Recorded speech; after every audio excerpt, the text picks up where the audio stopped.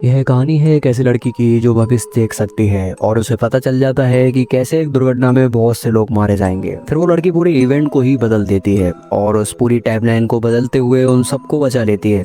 लेकिन उसे पता नहीं था कि भविष्य बदलने के बावजूद वे सब अब भी नहीं बच पाएंगे। सो आज तक की one of the best mystery movie series final destination की सिक्स्थ मूवी ब्लड लाइन्स को एक्सप्लेन करने जा रहे हैं। कहानी की शुरुआत होती है साल 1968 के समय से, जहां पॉल आज अपनी गर्लफ्रेंड आरिस को एक बहुत ऊंचे रेस्टोरेंट स्काई ब्लू बिल्डिंग की ओपनिंग सेरेमनी में ले जा रहा है। आरिस भी इस सरप्राइज से बहुत खुश थी क्योंकि यह टावर आज तक की दुनिया की सबसे ऊंची इमारत है और इससे भी अजीब बात यह है कि यह टावर अपने समय से 6 महीने पहले ही रेडी हो गया। यहाँ उन दोनों के अलावा और भी सैकड़ों लोग इकट्ठा हुए थे ताकि वे ऊपर जाकर उस व्यू को एंजॉय कर सके। लेकिन अब जैसे ही दोनों लिफ्ट से ऊपर जाने लगे तो आरिस को धीरे धीरे डर लगने लगता है, उनके साथ कुछ तो गलत होने वाला है। अब उन्होंने ऊपर जाने पर देखा कि कैसे यहाँ तो ऑलरेडी बहुत से लोग डांस कर पार्टी को एंजॉय कर रहे हैं। आज इस ग्रैंड सेरेमनी को विटनेस करने बहुत से लोग इकट्ठा हुए। हालांकि पॉल को पता लगा कि लोगों की संख्या ज्यादा होने से उन्हें आज टेबल नहीं मिल पाएगी, तो कहीं उन्हें वापस नीचे न जाना पड़े, इसीलिए वे गेस्ट होने का नाटक करके बाकी लोगों के साथ पार्टी एंजॉय करने लगते हैं। इसी बीच आरिस जो किनारे पर खड़े होकर इस बिल्डिंग की ऊंचाई देख रही थी, अचानक से उसका मन खराब होने लगा और वह तेजी से वॉशरूम की ओर भागती। इसी बीच पार्टी में कुछ ऐसी घटनाएं होना शुरू हो चुकी थी जिनसे कि जल्दी यहाँ पर बहुत बड़ी तबाही आने वाली थी। एक शैंपेन का ढक्कन लगने से एक नुकीला क्रिस्टल फ्लोर के शीशे पर आकर लगा, जिससे फ्लोर का शीशा क्रैक हो जाता है। हालांकि हर कोई डांस में बिजी होने के चलते उस पर ध्यान नहीं देता। तो वहीं आरिस को बाथरूम की ओर एक बच्चा दिखाई देता है जो कि अकेला बैठा था और उसकी माँ आरिस को देखकर ही समझ गई कि उसकी हालत इसीलिए खराब है क्योंकि वह प्रेग्नेंट है। हालांकि आरिस को यह पहले से पता था और वो पॉल को आज इसी बारे में बताने का फैसला करती है। हालांकि उसे डर भी है कि कहीं पॉल उसे प्रेग्नेंट की बात सुनने से रिजेक्ट ना कर दे। अब वो जैसे ही छत पर जाती है, पॉल खुद आकर उसे प्रपोज कर देता है और जब आरिस ने उसे अपने प्रेग्नेंट होने की सच्चाई बताई तो पॉल बहुत खुश हो जाता है और वे फाइनली खुश थे कि अब वो एक हो जाएंगे। तभी पीछे एक बच्चा जो कि लगातार कुछ कॉइन्स को नीचे फेंके जा रहा था, अब उसे एक गार्ड रुकने को कहता है कि वह ऐसा ना करे, नीचे कॉइन फेंकने से किसी को चोट भी लग सकती है। हालांकि अब उस गार्ड के वापस जाने पर वो बच्चा फिर से कॉइन्स को नीचे फेंकना जारी रखता है और इसी दौरान एक कॉइन अब हवा से वापस आते हुए बिल्डिंग की लिफ्ट वाली मशीन में जाकर फंस जाता है। वहीं अंदर आरिस और पोल तो एक दूसरे के साथ बहुत एंजॉय कर रहे थे, वे अपनी लाइफ की नई शुरुआत जो करने वाले थे। तभी हम देखते हैं उस कॉइन के फंसने से बिल्डिंग के कुछ स्क्रूज एक एक करके बाहर निकलने लगे। तभी एक चैन रिएक्शन शुरू होते हुए पहले एक गैस लीक हुई और फिर डांस फ्लोर जो कि शीशे से बना था अब वह अचानक से टूट जाता है, जिससे कि बहुत सारे लोग नीचे गिर जाते हैं। आरिस देखती है कि पॉल भी लटक गया है और वे उसे बचाने की कोशिश भी कर रही थी, लेकिन वो भी नीचे गिर ही जाता है। यहाँ अब तक हर ओर भगदड़ मच चुकी थी, हर कोई खुद की जान बचाने के लिए नीचे जाने की कोशिश करने लगता है। लेकिन अब पहले जो गैस लीक हुई थी उसकी वजह से हर ओर आग लग जाती है, जिसमें भी बहुत से लोग मारे जाते हैं। बाकी बचे हुए लोग बिल्डिंग की दूसरी ओर भागते हैं। वहीं जब कुछ लोग सीढ़ियों से नीचे उतरना चाह रहे थे तो वह भी टूट गई, यानी कि हम नीचे जाने का एकमात्र रास्ता सिर्फ एलिवेटर ही बचा है। लेकिन अब यहाँ भी भीड़ ज्यादा होने से आरिस लिफ्ट के अंदर नहीं घुस पाती। नहीं, लिफ्ट में भी बहुत से लोग भर जाते हैं, जिससे कि लिफ्ट नीचे गिर जाती है और उसमें मौजूद सभी लोग मारे जाते हैं। अब आरिस घबराते हुए इधर उधर भागने लगती है। इस तबाह होती हुई बिल्डिंग के बीच पे नीचे भी नहीं जा सकते और इतनी ऊंचाई से कोई भी नीचे गिरा तो उसके बचने का कोई चांस नहीं है। यहाँ अब तक एक साइड की बिल्डिंग भी टूट गई और वहाँ से बाकी बचे हुए सभी लोग नीचे गिर गए, यानी कि अब सिर्फ आरिस ही जिंदा बची है। और तभी उसे एक बच्चे की आवाज आई। यह असल में वही बच्चा था जो कि उसे शुरू में दिखा था। आरिस अब अपने साथ उसे भी बचाने भागती है। उसने कई देर एक हाथ से लटक कर उसे बचाने की कोशिश भी की, लेकिन फाइनली उसकी भी उंगली टूट ही गई और वे दोनों भी नीचे गिर गए और आखिर में सब मारे गए। अब यहाँ से रिवील हुआ कि यह सब कुछ स्टेफनी नाम की एक लड़की सपना देख रही थी, जो कि अभी अपने कॉलेज की क्लास में मौजूद है। स्टेफनी को यह आरिस वाला सपना पिछले 2 महीने से आ रहा है और वो आज इसके बारे में अपने दोस्त को बताती है, कैसे असल में वो आरिस की ग्रैंड डॉटर है, लेकिन अब उसे अपनी दादी के सपने क्यों आने लगे, वो भी एक ऐसी दुर्घटना जो कि असल में कभी घटी ही नहीं। सो अब उसे वापस अपने घर जाकर इन सपनों का कारण जानना होगा। स्टेफनी अगले ही दिन घर जाकर अपने पिता मार्टी से मिलती है। उसे तो बस अपनी दादी आरिस के बारे में जानना था कि वह अब कहाँ है, क्योंकि आरिस पिछले कई दशकों से उन सबसे दूर थी। सो अब स्टेफनी अपनी माँ की चीजों में आरिस का एड्रेस ढूंढने लगती है। यहाँ अब तक ऊपर से स्टेफनी का भाई चार्ली भी आ गया, जो कि स्टेफनी को देख देखकर ज्यादा खुश नहीं होता क्योंकि स्टेफनी कॉलेज जाने के बाद अपने भाई के पास ज्यादा फोन नहीं करती और वह अकेला रह गया। यहाँ अब चार्ली अपने कजन से मिलकर उनके घर जा रहा था तो स्टेफनी भी उसके साथ जाने लगती है ताकि वहां से उसे अपने ग्रैंड मदर आरिस का एड्रेस मिल जाए। रास्ते में स्टेफनी ने अपने भाई को अपने सपनों के बारे में बता दिया कि कैसे उसे पिछले 2 महीने से उनकी दादी आरिस का बार बार एक ही सपना आता है जिसमें कि उस ऊंची बिल्डिंग में मौजूद सभी लोग मारे जाते हैं, लेकिन ऐसा कुछ तो कभी हुआ ही नहीं था। उनकी दादी तो अब तक जिंदा है तो उसे वह सपना बार बार क्यों आ रहा है।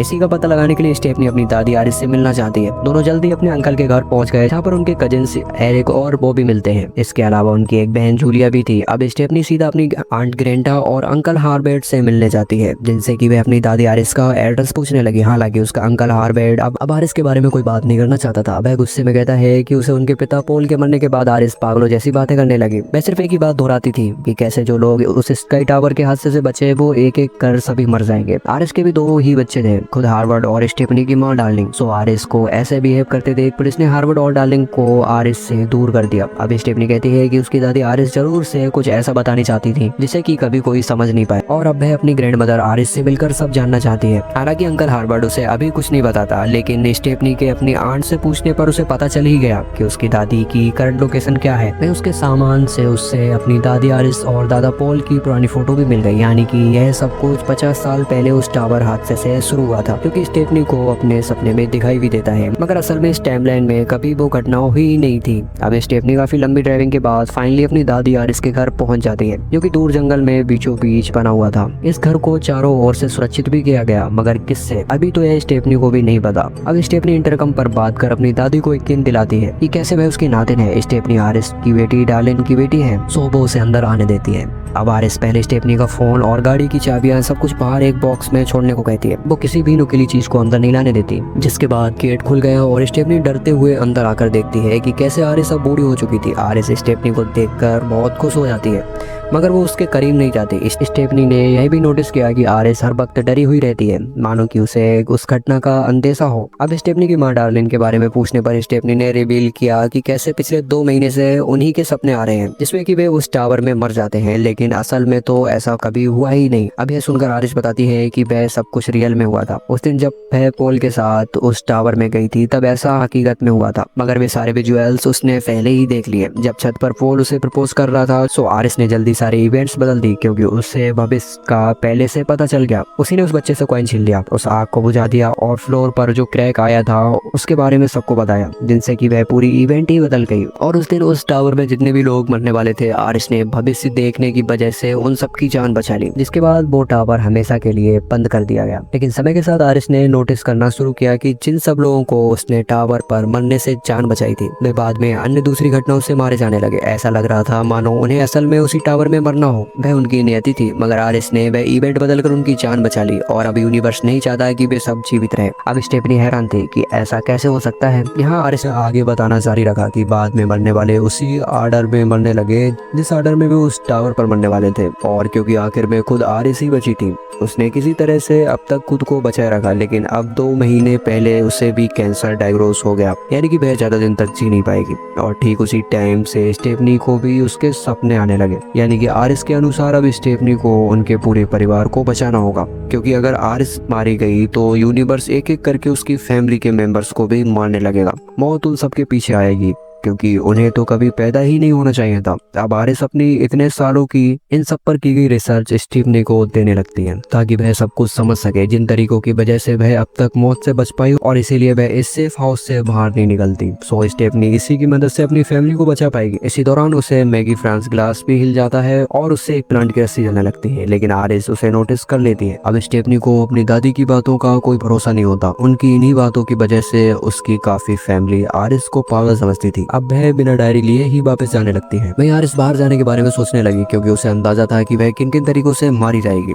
वैसे भी मौत इतने सालों से उसके पीछे है, लेकिन उसे पता था कि अब वो कैंसर से वैसे भी मर जाएगी। अब वो आरिस को यकीन दिलाती है कि वो सच बोल रही है और उसकी पूरी फैमिली को बचा ले। आरिस अब उसे यह डायरी देने बाहर निकल आई और उसने कहा कि अब जो आगे होने वाला है उसे स्टेफनी को उसकी हर बात का भरोसा हो जाएगा। तभी पीछे से एक विंग टूटते हुए एक फायर डिवाइस की मदद से सीधा आरिस के सिर में जा घुसा और वह वहीं मार मारी गई। उसने सब कुछ पहले से प्रेडिक्ट कर लिया था और ऐसे ही हुआ। अब अगले दिन पूरी फैमिली आरिस के फ्यूनरल पर इकट्ठा होती है। स्टेफनी ने अपने पिता और अंकल हार्वर्ड को सब बताया कि कैसे आरिस ने मरने से पहले उसे बता दिया था कि अब उसके मरते ही मौत उनकी पूरी फैमिली की ओर आएगी। सुबह सब सतर्क हो जाएं। हालांकि अब उसकी बातों का कोई भरोसा नहीं करता और तभी वहाँ पर स्टेफनी की माँ डार्लिन भी आ गई, जो कि उन्हें बचपन में ही छोड़कर चली गई थी। तो स्टेफनी गुस्से में उनसे दूर जाने लगती है और जब उसका भाई चार्ली उसे समझाने की कोशिश भी करता है कि उन्हें अपनी माँ से बात करनी चाहिए, तो भी स्टेफनी नहीं मानती, क्योंकि उनकी माँ उन्हें बचपन में ही उनके पिता के सहारे छोड़कर चली गई थी। अब उन्हें एक और मौका नहीं दे सकती। अब अगले दिन हार्वर्ड अपनी पूरी फैमिली के लिए एक लंच होस्ट करता है, क्योंकि अब पूरी फैमिली एक साथ इकट्ठा हुई है। हालांकि स्टेफनी वहाँ अपनी माँ के मौजूद होने से अपने घर चली आई और वह आरिस की डायरी पर रिसर्च करने लगती है। उसे डायरी से पता चला कि कैसे वे किन किन चीजों से मर सकते हैं। मौत कभी उनका पीछा नहीं छोड़ती, जिन्हें कि इस दुनिया में होना ही नहीं चाहिए था। वहीं दूसरी ओर लंच के दौरान बॉबी से एक शीशे का टुकड़ा गलती से बर्फ में गिर गया, यानी कि वह किसी एक मेंबर के गिलास में जाने वाला है। जिसके बाद वह अपनी बहन डार्लिन से मिलने जाता है, क्योंकि वह बहुत सालों के बाद लौट रही थी।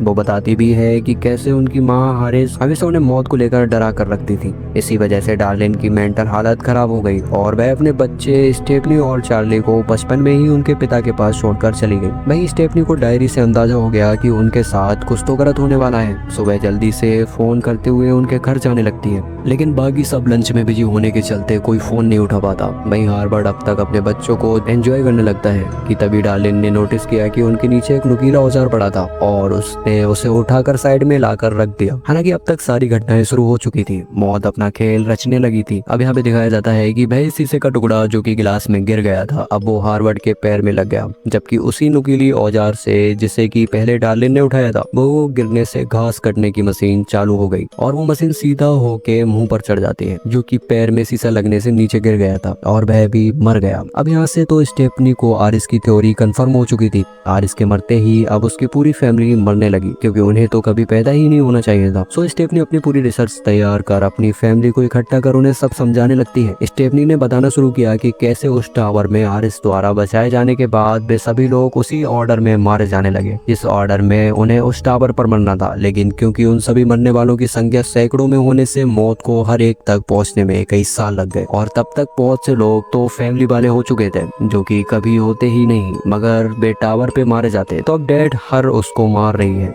जिनका कोई कनेक्शन उस टावर पे मौजूद लोगों के साथ था। आखिर में जब आरिस के मरने का नंबर आया, वो उस कैबिन में छिप गई और मौत को बरसों लग गए उस तक पहुंचने में, इसीलिए उसके बाद कोई नहीं मर रहा था। लेकिन मौत अब आरिस के मरने के बाद उनके पीछे आएगी। यह मरने का ऑर्डर बड़े से छोटे का होगा, मतलब कि हार्वर्ड आरिस का बड़ा बेटा था, तो अब हार्वर्ड के मरने के बाद उसके 3 बच्चों उनकी उम्र के हिसाब से मरेंगे। सबसे पहले बड़ा बेटा एरिक, फिर जूलिया, फिर आखिर में सबसे छोटा बॉबी। उनके बाद हार्वर्ड की छोटी बहन डार्लिन की फैमिली का नंबर आएगा, जिसमें कि डार्लिन के बाद स्टेफनी खुद और आखिर में चार्ली। डेड का पूरा ऑर्डर अब यह रहने वाला है। इसके अलावा हार्वर्ड की पत्नी ब्रेंडा और स्टेफनी का पिता, यह दोनों सेफ हैं, क्योंकि यह दोनों आरिस और पॉल की ब्लड लाइन से नहीं जुड़े। स्टेफनी आगे यह भी बताती है कि उसे डायरी में किसी जेबी नाम के आदमी का पता चला, जिसने कि डेड को चकमा दे दिया। सो वे उसे ढूंढकर उससे पूछ सकते हैं कि वे कैसे बचे। हालांकि इस बार भी किसी को उसके बातों का भरोसा नहीं होता और वे एक अगर टाल देते हैं कि स्टेफनी भी अपनी दादी जैसी पागल हो रही है। वे सब चले गए। अब इसी रात जब टैटू शॉप में एरिक हर रोज की तरह अपना काम कर रहा था, तो अब सारा काम हो जाने के बाद एरिक शॉप में अकेला रह गया। वह अपने पिता हार्वर्ड की याद में अपने हाथ पर टैटू बनाने लगता है। उसी दौरान उसे स्टेफनी का मैसेज भी आया कि उसी का अगला नंबर है। सो वह सतर्क रहे, लेकिन एरिक अपना फोन बंद कर लेता है और तभी यहाँ भी इवेंट्स अपने आप घटने लगती है। पंखे की एक चैन एरिक की नोज रिंग में फंस जाती है, जिससे कि वह निकल नहीं पाती। वहीं अब तक नीचे लैंप गिरने से आग लग चुकी, जबकि एरिक खुद चैन से लटका हुआ है। और तभी शॉप में एक बड़ा धमाका हुआ। अब सुबह होने पर स्टेफनी अपने छोटे भाई चार्ली को उठाती है कि अब एरिक का फोन रास्ते से ही बंद आ रहा है। तो दोनों जल्दी से एरिक के घर जाने लगते हैं। रास्ते में चार्ली को पता भी लगा कि कल रात एरिक की शॉप में ब्लास्ट हुआ था। सो इससे तो दोनों और ज्यादा डर गए, लेकिन तभी सरप्राइजली उन्हें एरिक सही सलामत सड़क पर ही मिल जाता है। वो बताता भी है कि वह कल रात वाले ब्लास्ट में बच गया था, क्योंकि लगेली उसने एक लेदर जैकेट पहन रखी थी। अब स्टेफनी तो और कंफ्यूज हो गई कि एरिक किस्मत से कैसे बच सकता। ऑर्डर के हिसाब से तो उसे ही मरना था। अब वो एरिक को आगे केयरफुल रहने को कहती है। स्टेफनी आरिस की डायरी से अपने आइडियाज लगाने लगी, कैसे सोकर खेल रहे बच्चों की बेल उन्हें लग सकती है। वहीं पास में एक पेड़ पर ट्रिमर लटका हुआ है, साथ में ही एक आदमी बत्तियां उड़ा रहा था। सो वे सभी चीजें एरिक को मारने की कोशिश कर सकती है। अब तक यहाँ एरिक की छोटी बहन जूलिया भी आ गई। स्टेफनी एरिक को अब कूड़े की ट्रक से दूर रहने को कहती है। तभी पीछे जूलिया जा रही थी तो पहले वाली सारी चीजें इकट्ठा होकर अब उनकी वजह से जूलिया उस कूड़े के ट्रक में गिर जाती है, सेम जैसा कि स्टेफनी ने प्रेडिक्ट किया था। लेकिन यह सब एरिक की बजाय उसकी छोटी बहन जूलिया के साथ हुआ। अब तीनों जल्दी से ट्रक के पीछे भागने लगे ताकि जूलिया को अंदर से निकाल सके, लेकिन वे कुछ नहीं कर पाए और जूलिया इस गार्बेज ट्रक में फंसकर आखिरकार मारी जाती है। अब स्टेफनी रोते हुए माफी मांगती है, कैसे उसके ऑर्डर गेस करने में इतनी बड़ी गलती कैसे हो गई। लेकिन यहाँ से ब्रांडा ने उसका मैन राज खोला। दरअसल एरिक जो कि सबसे बड़ा है वो असल में हार्वर्ड का बेटा था ही नहीं। ब्रेंडा का उस वक्त किसी से अफेयर चल रहा था, इसीलिए एरिक का पिता कोई और ही है, जिसके बारे में ब्रेंडा ने आज तक यह सच्चाई हार्वर्ड और एरिक समेत बाकी सबसे छिपा रखी थी। यानी कि एरिक क्योंकि अब आरिस की ब्लड लाइन से नहीं है और इसी हिसाब से जूलिया का ही नंबर था और वह मारी गई। अब एरिक यह सुनकर कि उसकी लाइफ की इतनी बड़ी सच्चाई उसे आज पता चली, वह गुस्से में बाहर निकल जाता है। वहीं अब होल्ड की फैमिली में सबसे छोटा बॉबी ही बचा है, यानी कि अगला नंबर मरने का उसका ही होगा। भाई अब सबको स्टेफनी की थ्योरी पर यकीन हो गया था तो वे प्लान करने लगते हैं कि बॉबी को कैसे बचाएं। अब मौत सीधा उसके पीछे ही जाएगी। तभी उन्हें याद आया कि कैसे आरिस की डायरी में किसी चेबी नाम के आदमी का नाम था जो कि मरने से बच गया और चार्ली ने अब तक उसका एड्रेस भी ढूंढ निकाला था। वह पास के ही एक हॉस्पिटल में काम करता था। सो अब वे सब वही जाकर उससे इस बारे में पूछने का फैसला करते हैं। वही जाते हुए एरिक भी वापस आ गया। बेशक उसका पिता कोई और हो मगर उसने बॉबी को अपना भाई माना था। अब वो अपने साथ बॉबी को बचाने का फैसला करते हैं। यार रास्ते में जब स्टेफनी को अपने बचपन की फोटो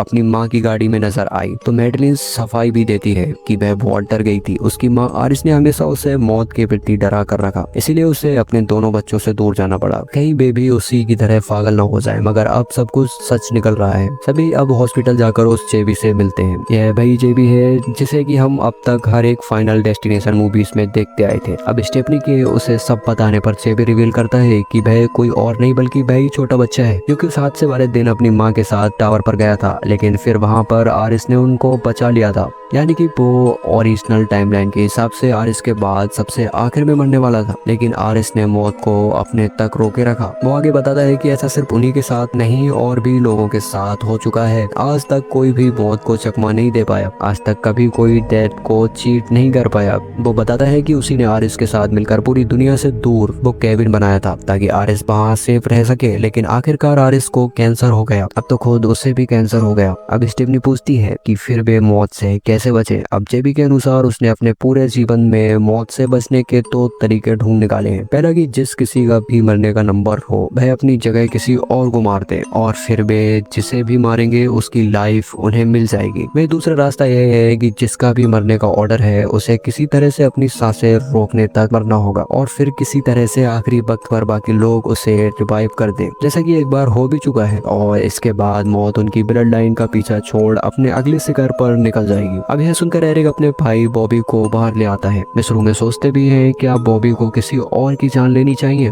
ताकि उन्हें किसी और की लाइफ मिल जाए। भाई अगर उन्होंने ऐसा किसी बच्चे के साथ किया तो बॉबी को पूरी एक इंसानी लाइफ मिल जाएगी, लेकिन दोनों में से कोई भी इसके लिए तैयार नहीं होता और वे दूसरे वाला ऑप्शन चुनते हैं। अब क्योंकि बॉबी को बचपन से ही नट्स से एलर्जी रही, सो एरिक के प्लान के अनुसार वो उसे एक नट्स की चॉकलेट खिलाकर उसकी हालत खराब करेंगे और जब बॉबी बिल्कुल मरने वाला होगा तो वो पहले से ही हॉस्पिटल में मौजूद है। तो ये सभी एरिक बॉबी को मरने से ठीक पहले डॉक्टर के पास ले जाकर उसकी जान बचा लेंगे। हालांकि अब जिस मशीन से वे नट्स वाली चॉकलेट निकाल रहे थे वह अटक गई और दोनों जबरदस्ती उस मशीन को हिलाकर पैकेट निकालने लगते हैं, जिससे कि साथ में एक स्प्रिंग भी निकल आया। जिसके बाद उन्हें एक MRI रूम में चले गए ताकि कोई उन्हें देख न सके। अब एरिक अब बॉबी को सेफ रहने का कहकर एक व्हील चेयर लेने चला जाता है ताकि उसे मरते हुए बॉबी को डॉक्टर तक ले जाने में कोई लेट ना हो। हालांकि इसी बीच उनसे गलती से MRI मशीन चालू हो गई जो कि बैटल को अपनी ओर आकर्षित करती है, यानी कि मौत अपना खेल खेलना शुरू कर चुकी थी। अब बॉबी के लिए व्हील चेयर लाने के बाद एरिक उसके पास से उसका इंजेक्शन भी ले लेता है ताकि वह एलर्जी होने के बाद इंजेक्शन ना लगा सके और उनका प्लान काम कर जाए। अब प्लान के अनुसार बॉबी ने वह चॉकलेट खा ली जिससे कि उसे एलर्जी होना शुरू हो जाती है, लेकिन उन्होंने ध्यान नहीं दिया कि पीछे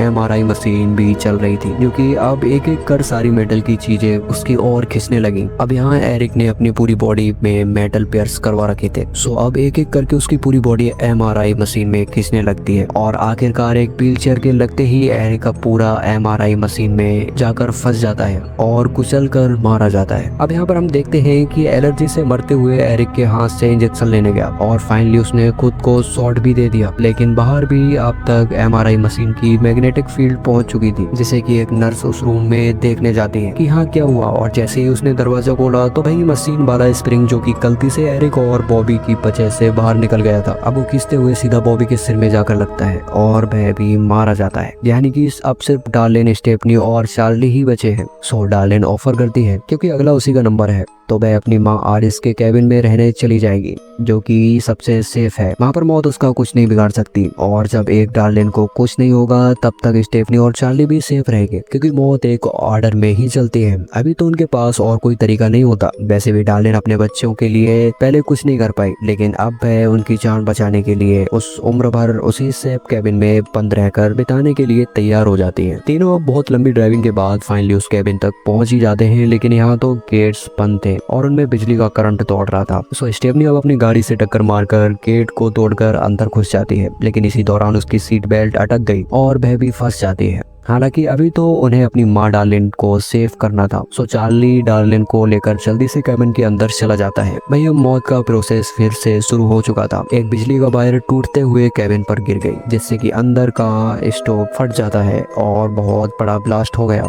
बाहर डार्लिन और चार्ली तो घायल हुए हैं, साथ ही वह गाड़ी भी पलट गई, जिसमें कि स्टेफनी सीट बेल्ट से निकल नहीं पा रही थी। बाहर डार्लिन जल्दी से भागकर अपने बेटे चार्ली को दबने से बचाती है कि तभी एक पार्ट उसी पर आग गिरा और डार्लिन मारी जाती है। भाई गाड़ी में स्टेफनी पानी में डूब रही थी और मरने का उसी का नंबर था, लेकिन चार्ली ने जल्दी से भागकर किसी तरह से आखिरी वक्त पर उसे बाहर निकाल ही लिया और उसे बचा लिया। अब उन्हें जेबी ने पहले से बता दिया था कि अगर कोई थोड़ी देर मरकर जीवित हो जाए तो मौत उनकी ब्लड लाइन से आगे निकल जाती है। ऐसा ही कुछ स्टेफनी के साथ भी हुआ और दोनों बहुत खुश होते हैं कि वे अब बच जाएंगे। अब इस घटना के हुए कई दिन बीत जाते हैं। दोनों भाई बहन अपने पिता के साथ उनके पास्ट में जो कुछ भी हुआ उसे भुलाने के लिए लाइफ में आगे बढ़ चुके थे। आज वे एक साथ चार्ली के एक दोस्त को पार्टी के लिए लेने भी गए, जहाँ की वे एक डॉक्टर को सब बताते हैं कैसे चार्ली ने स्टेफनी को कुछ देर मरने के बाद बचा लिया। लेकिन अब डॉक्टर उन्हें बहुत बड़ा राज खोलता है, कैसे स्टेफनी तो कभी मरी ही नहीं थी। मेडिकल साइंस के अनुसार वह सिर्फ बेहोश हुई थी, यानी कि मौत ने उनका अब तक पीछा नहीं छोड़ा। और तभी पीछे एक औरत के हाथ से एक सिक्का गिरते हुए वो सीधा एक रेलवे ट्रैक के बीच जाकर फंस गया, जिससे कि ट्रेन अब ट्रैक से नीचे उतरते हुए स्टेफनी और चार्ली के पीछे जाने लगती है और आखिरकार उन दोनों के दूर भागने के बावजूद वे दोनों उसके नीचे दबकर मारे जाते हैं। यानी कि मौत को कोई धोखा नहीं दे सकता। और इसी शॉकिंग एंडिंग के साथ यह मूवी यहीं पर समाप्त होती है। तो कैसी लगी आपको ये मूवी और हिंदी एक्सप्लेनेशन? अगर वीडियो अच्छी लगी तो वीडियो को लाइक करें और हमारे चैनल को सब्सक्राइब करके बेल आइकन प्रेस करें, ताकि हमारे ऐसे ही लेटेस्ट वीडियो आप तक पहुंच सके। तो मिलते हैं अगली वीडियो में, तब तक के लिए बाय बाय।